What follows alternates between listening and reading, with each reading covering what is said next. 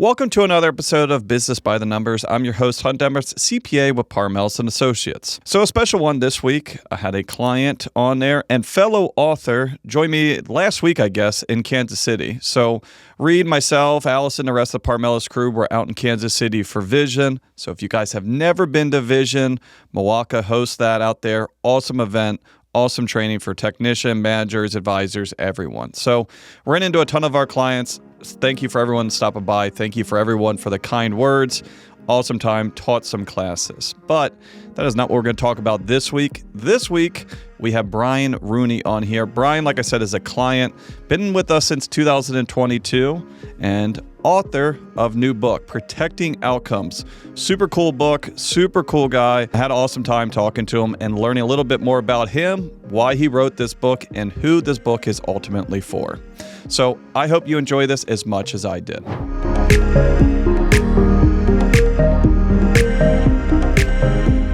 Shop owners, are you struggling to find and retain top-tier talent for your automotive shop? Introducing Promotive, on the web at gopromotive.com. With over 40 years of combined industry and recruiting experience, we're the ultimate staffing solution. We go beyond traditional agencies. Our team provides dedicated recruiters and account managers advising on processes, compensation, and benefits. We focus on placing technicians and service advisors with shops that offer the best culture, training, and long-term growth opportunities. Trust our experience to match the right talent to your shop. We carefully select shops that value employee excellence and provide an environment for success. Our dedicated team leads the entire process, leveraging our industry knowledge and expertise. Partner with Promotive and experience their advantage to help you build a high-performing team that drives your shop's growth. Visit gopromotive.com today and let us help find and keep the best talent in the industry.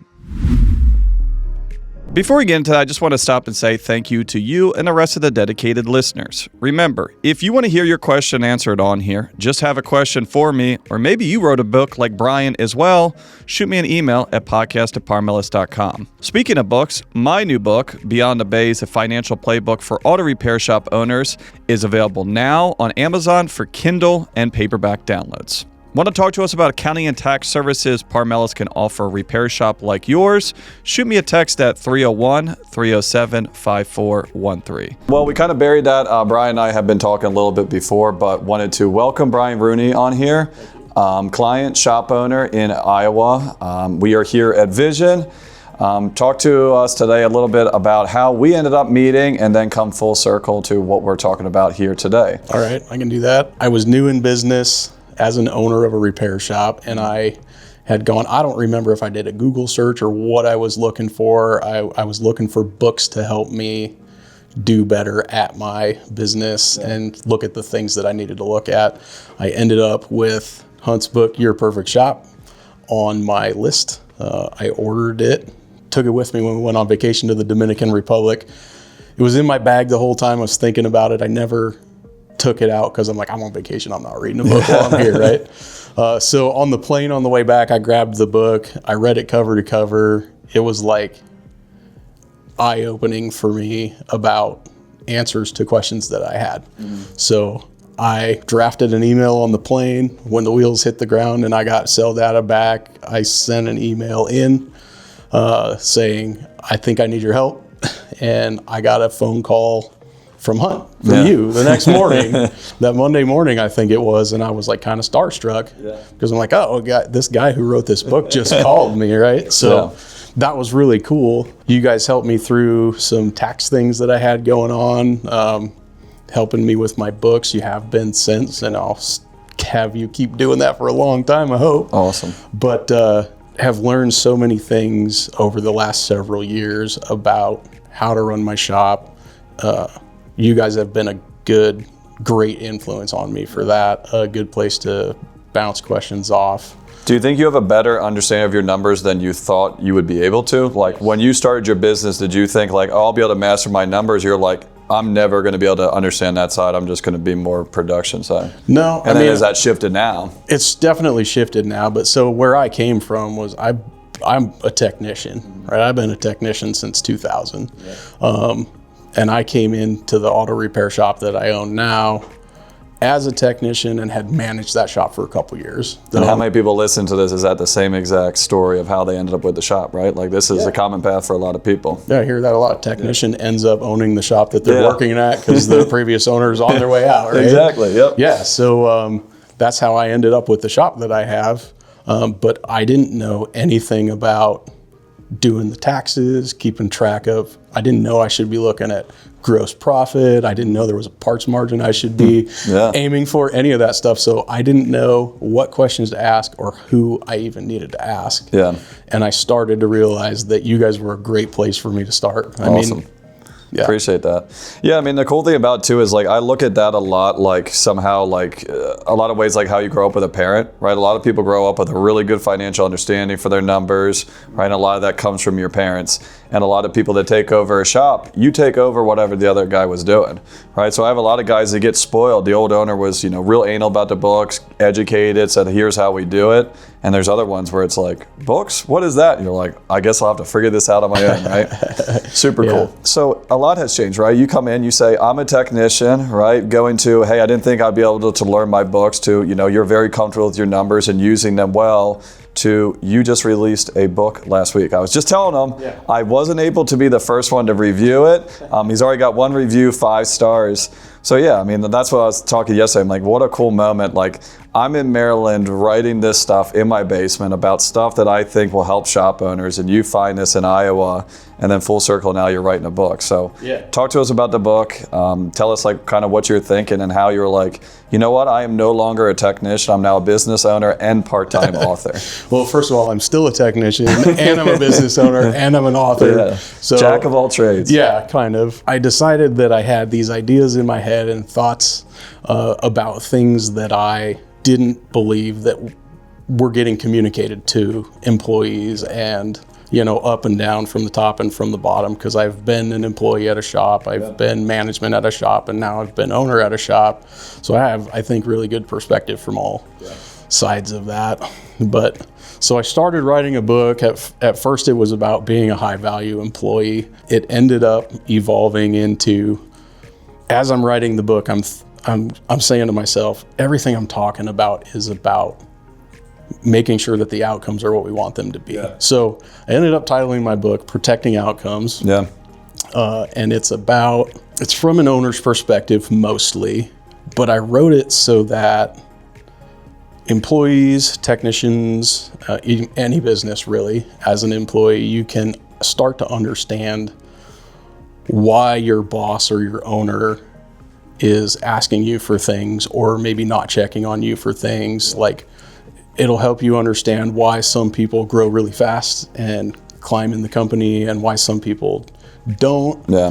It's a lot about understanding that expectations have to be set and met in order to get to the outcomes. And I think, and that's why I was reading through this, and I was like, it's a really cool idea, right? Because a lot of times you look at that from an employee level and you're like, man, boss is coming in saying, we need to do that, we need to do this. And like, if phrased incorrectly or not done well, they're like, this guy went to a coaching company, now he's coming back to just, turn and burn. Where it's like, if you really communicate to them, like, I'm setting expectations so I can have a good business, so you guys can all make a ton of money, we can all have a lot of fun. And like, the difference between my shops that do well, and specifically productivity, and the ones that are just kind of dogging it, is the expectations, right? How many times I have a shop owner come back and be like, my guys just aren't hitting the numbers. I'm like, what's the number? 142 hours.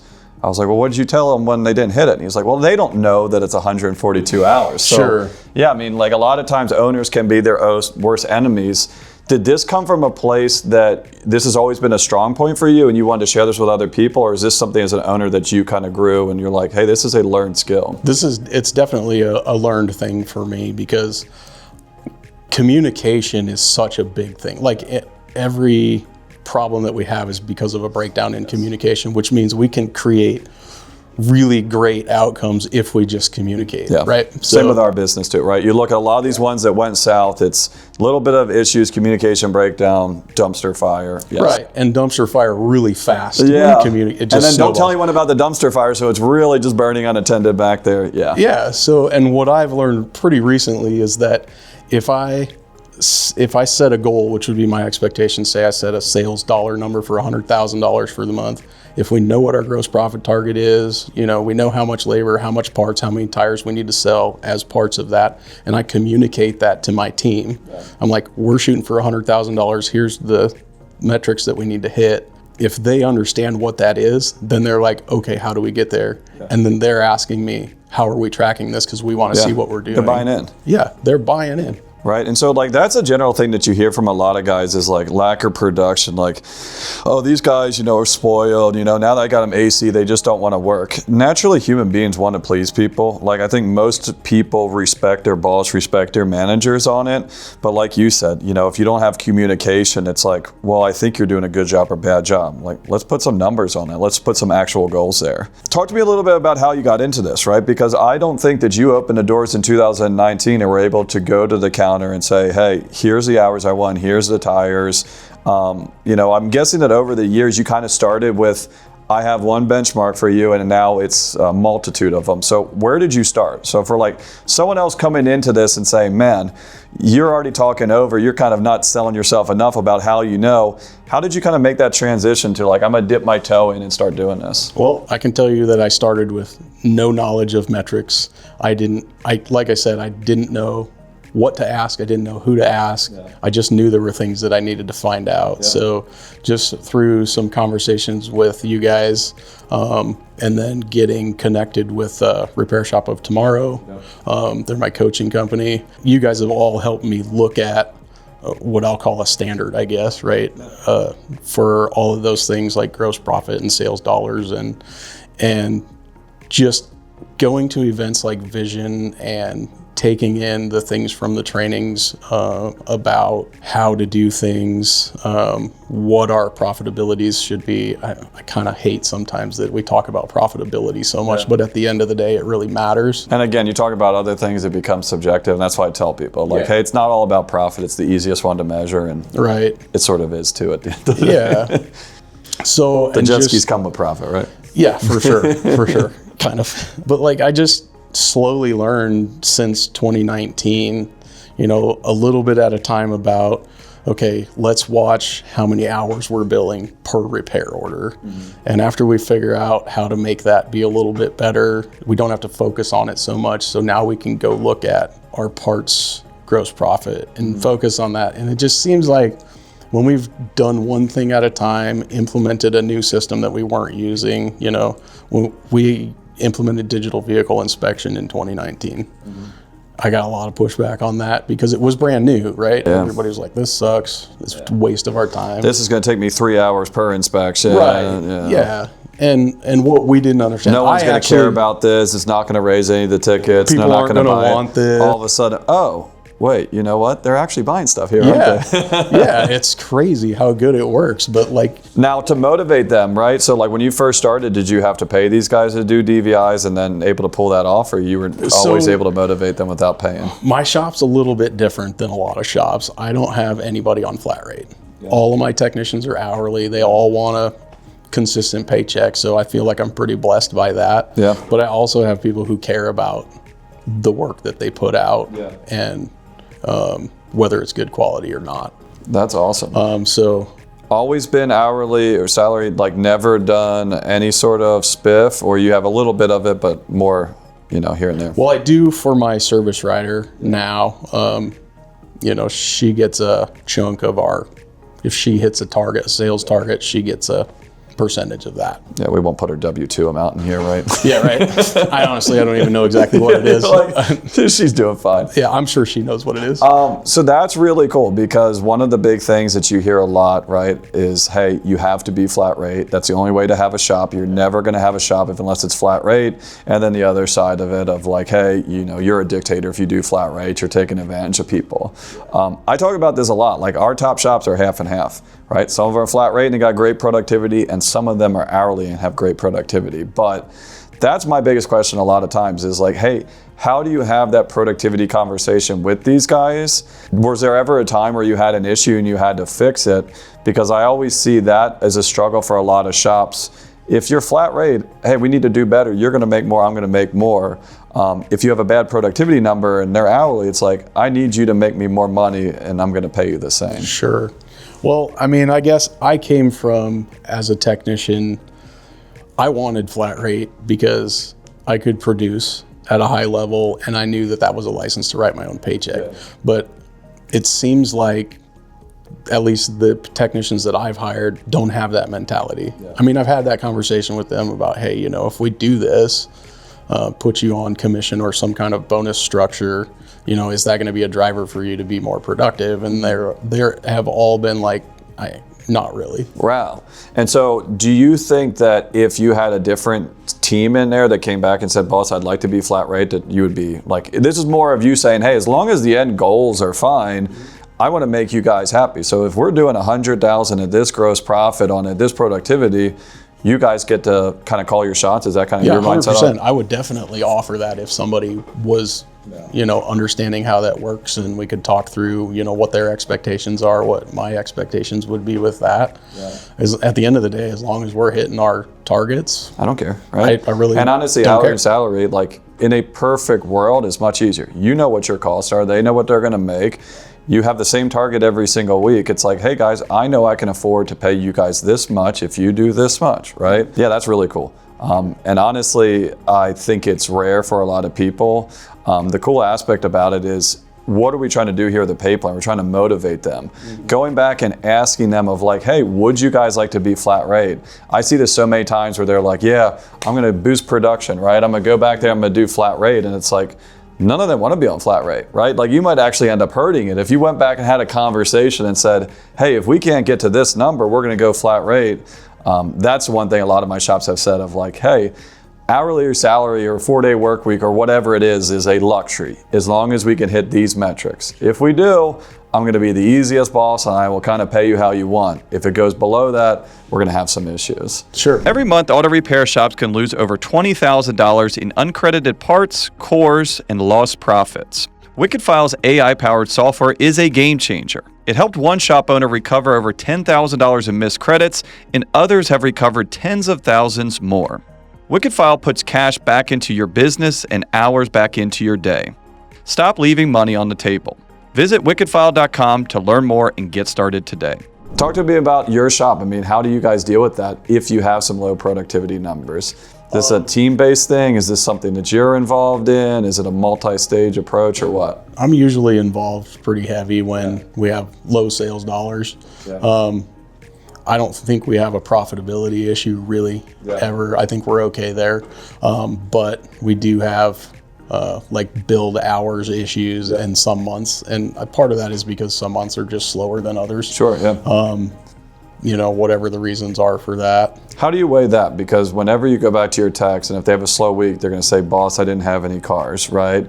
And then the counter is going to say, hey, you guys didn't give me good enough inspection. So like, how do you kind of sift through that sometimes and be like, hey, I'm going to hold someone accountable, or sometimes there's just no one to hold accountable? When we have a slow week, we usually just have a meeting and I'm like, hey, everybody knows, because we've talked about this before.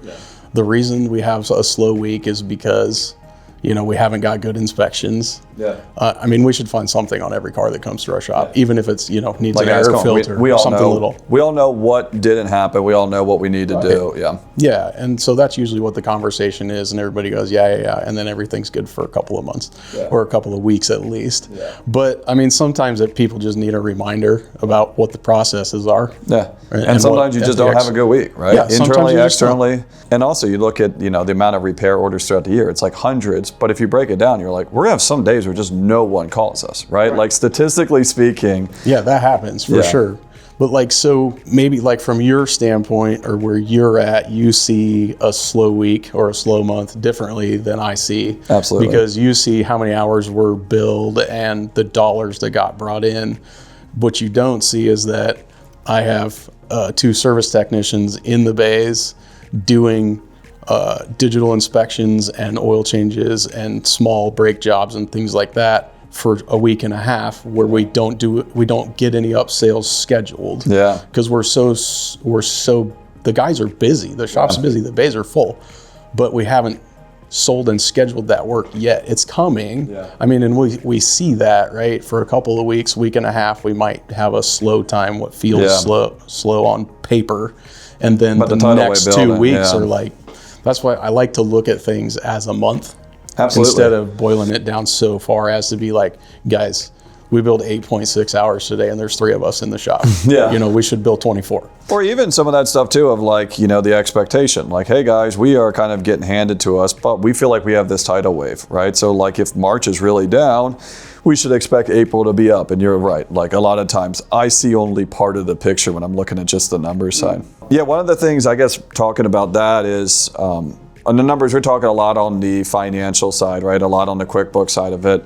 On the shop management software, what are like kind of the 3 big numbers? If you're looking on a daily, weekly basis that you're like, I look at car count or I look at this or phone calls or whatever it is. I actually look at total gross profit. Total gross profit dollars, yep. That's the number one for me, is that our GP percentage is where we want it to be. Yep. And then I look at dollars because, I mean, we can be in our GP range, but if we don't have enough sales, we obviously don't have enough gross profit dollars. So then we got to fix that. But I guess those are the 2 that I look at. And we look at our effective labor rate. Sure. I mean, and our effective labor rate has leveled off in the last 3 or 4 months. We've actually figured out how to make that be where it should be. So I guess talk about that, right? Because effective labor rate, everyone knows it, everyone miscalculates it, right? But the big thing that everyone doesn't seem to ever figure out is like, all right, I want to improve it. The easiest way to improve it is to just increase your door rate because it has to go up. But how did you kind of go in and smartly go in and triage? Was it canned jobs? Was it discounts going through?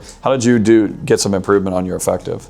It was actually setting a target in the shop of 2 hours labor average per repair order. Gotcha. And we're not there. Yeah. Because that's just not where my shop is at. Yeah. But we've set that target so that we have more build hours per repair order. Gotcha. And that has helped a lot with effective labor rate. Also, at the beginning of the year, we made a pretty decent sized jump in our labor. We did exactly what you said. Yeah. But we were due for it. Yeah. You know, and what we've found with, I mean, I don't know if anybody really wants to know numbers, but when I bought this shop in 2019, I was about to ask you this question, so thank you. Our labor rate was $85 an hour when I bought the shop. Today we're at $186.70. Yeah, 120%, which I just talked about this the other day. Officially, the average has increased 50% over that time period for shops. Most of my shops, especially if you were down in that range on it, 100%, 125%. Right, I think the biggest one was I had someone that was like low 100s is in the 300s now. So what I would say to people, and maybe you would say too, is don't be scared to change your labor rate because, I mean, $100 an hour difference for the same hours of work is a lot of money. Yes. And it gives you a lot more ability to provide tools for your people, raises, those kinds of things. But like, you'll know, like if you have a good client base, you'll know if you made too big of a jump. Yeah. And you can always come back off of it. Yeah. I mean, so I would also argue in this day and age, if you do what you say you're going to do on time in a professional manner, I don't think you're going to have very many true A customers for your shop say an absolute word. Yeah, no, and we find that a lot now. We had a conversation in the shop last week about somebody asked how many dollars an hour we charge. It was a price shopper that called in and they were just looking for the cheapest shop. Yep. And at the end of the day, it doesn't matter how much we charge per hour. Yep. It doesn't matter what our parts markup is to the customer. What matters is that we made enough money on the repair order to fit in where our target is. And most people don't care. They want to know, can you get my car fixed fast? How much money is it going to cost me and when do I get it back? Those are the things they want to know. It is strange that in a lot of states, I can't remember if Iowa is one of them, that you legally have to give the breakout between parts, labor, the markup and all that. And I'm like, at some point, they're going to come and protect this industry. Like no other industry has to show the rates, the markup, how they came up. It's like, the reason you're here is your car is leaking coolant. You might know it's your water pump. You have no chance of fixing it.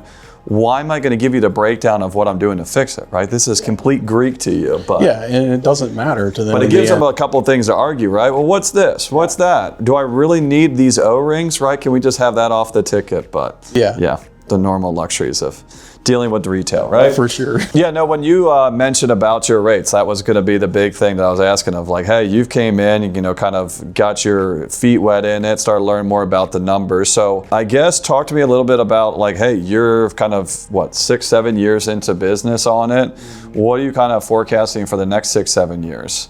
You kind of forecasting similar things? You guys think that how you're doing this, how you're interacting with the customers is significantly changing, or what? Yeah, I think we'll see some significant change in just that, in how we interact with the customers, how we're presenting things to them. Most importantly for us is, like, we have all the systems in place that we need. The inspection, we do the text to pay, we have our point of sale system, we have all of that stuff. There's not really anything that we can add. So now we're at the point of nailing down our processes, making sure everybody knows what the processes are, so we can deliver a similar experience to everyone that comes in every time. It's like we set the expectations for them so that they know what they're going to get. You know, as soon as they come in, you know, we tell them, hey, thanks for coming in. These are the things that you asked us about on your car. Is there anything else that you're concerned about today? Okay, so what we're going to do is we're going to go through a full inspection on your vehicle. We're going to send you the report. We'll give you all the estimates for everything that needs attention, and you can choose. It's your car, it's your wallet. No but pressure. You're controlling the entire process, right? Yeah. Instead of coming and saying and letting people say, oh, can we do this, can we do that? It's like, hey, coming in, welcome, we're professionals. Here's how we do it, right? You're in the right spot. This is a call you're going to get. This is the cadence on it. Yeah. Yeah, and as long as everybody does what we told the clients that we're going to do, everything's fine. Yeah. It's funny because if somebody skips a step, like me, sometimes I skip a step in the process. I'm as much to blame as anybody else. But like, do as I say, not as I do. If I didn't click send on the DVI and the customer comes to pick up their car when we told them they could come get it, they go, well, I got told I was going to get this really cool report. Yeah. I mean, and we make sure we tell people, hey, you're going to get this really cool thing with all these pictures. It's going to be color-coded red, green, yellow. It's going to be awesome. And then when they don't get it, they're like... You're like, it was so good. Yeah. But you're like, some of those probably was, you're like, it was a really nice car. Like, it was good. Yeah. We were already pissed. We changed the oil. We got the cabin air filter. We sent her on her way. Like, you're fine. Yeah, for sure. No, that's cool. All right, you can't say financials because that's going to be the easy one on here, right? So it could be tools. It could be financing. It could be anything. But you go back to 2019 when you started your shop. In that first year, what would be like one big change that you would do going back? I would say, I mean, and you might classify this as financials, but I would say communicate to my entire crew what our targets are and why they are what they are. Do you think that that was the big shift, is like, hey, when you started and then when you finally like had that awakening of like, hey, if we all get on the same page here and I communicate with them, you think that's when things really start to shoot off? Yeah, I think so. And I think part of that comes from, I had a little bit of that mentality of, I didn't want anybody to know what was going on with my numbers. I thought people would be like, oh, you're not supposed to make that much money on that or whatever, you know. But since we started communicating that to our team, it's just that everybody's on board. They know what we expect. Or what I expect, and it's been so much better since we did that. That's cool. Rip the Band-Aid off, right? I would go all the way back to day one and be like, guys, here you go. Let's see what it is. I mean, I had that hesitation because we bought an existing shop that was running, not financially very well, but it was running, and probably financially worse than what these guys perceived that it was running. Yeah, definitely worse than what they told me it was. They should have given me money to buy the business, and I paid them. It's been really good to learn about just making sure that everybody's on the same page. Well, and I think that obviously, you know, you would never probably pick this if you went back, maybe, because it was decent time, but to start right before COVID, like, I think you got a really quick wake-up call of like, hey, you got to be on your toes, right? Like, if you don't have this, if you don't have reserves, there's no safety blanket, right? No one else is writing these checks. These are my checks. A lot of people had really good 10 years of business and never thought that there was any downside. And, you know, 2020 hit them like a pack of bricks. So definitely super cool. Appreciate you coming on here. Yeah, appreciate you Thanks sharing for having it. Me on. Yeah, congratulations on the new book. I will put the link in the show notes on here so people can go check it out and download it. Yeah, get it. I think what's in my book is just thoughts from my head on paper for the world. I mean, it's applicable to everybody. I mean, if you're an employee, an owner, if you're retired, I mean, I think it's all life applicable. So it's that's what I was easy joking read. of, like, how many shop owners are listening to this and are like, wait, my story sounds very similar to you of how you came in, how you got interested in this. And even for me, right, I went from being an employee to being an owner. And the numbers are easy, right? Like, I can do margin my eyes closed. Learning how to motivate people, communicate people, bridge the gap between employee to manager, right? That's the stuff that they don't teach in schools. Right. So, yeah. Awesome. Appreciate it, Brian. Yeah, thank you. So I hope you enjoyed that talk with Brian as much as I did. It's kind of funny. After we had that talk, his book actually came in the mail, as you guys saw before, and I read it. I wish I would be able to sit down and ask him some questions now that I've read some of this, but it's an awesome book. I think whether you're an owner and a shop owner like Brian that came from the employee side and saw that shifting dynamic, or just someone trying to connect with your team at a higher level, check out this book. Awesome read, awesome time from an awesome guy. As always, please share with friends. If you have any questions, comments, or ideas for future episode, shoot me an email at podcast@parmelis.com. Thanks for listening on the Automotive Repair Podcast Network. Don't forget to check out the new Automotive Repair Podcast Network app, or check it out in the rest of your favorite podcast listening apps. Thanks again for joining on Business by the Numbers. Stay safe out there, and I'll talk to you all next week.